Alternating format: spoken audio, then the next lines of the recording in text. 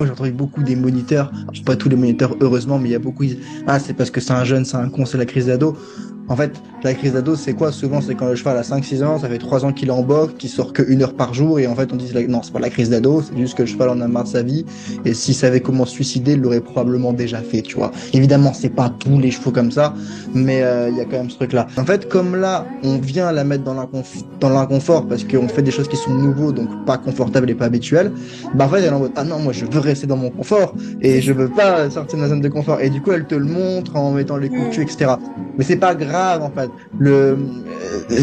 Elle a le droit de s'exprimer et tout. Ce qu'il faut, c'est justement lui dire, OK, tu peux t'exprimer, mais par contre, on va arrêter de le faire en criant, tu vois.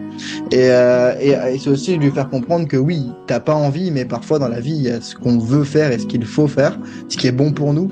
Et parfois, ce qui est bon pour nous, c'est pas forcément ce qui est agréable sur le court terme. Et là, en fait, t'es dans ce moment de transition. Et en fait, petit à petit, ça va s'apaiser, ça. Ça va partir Mhm. avec le reste.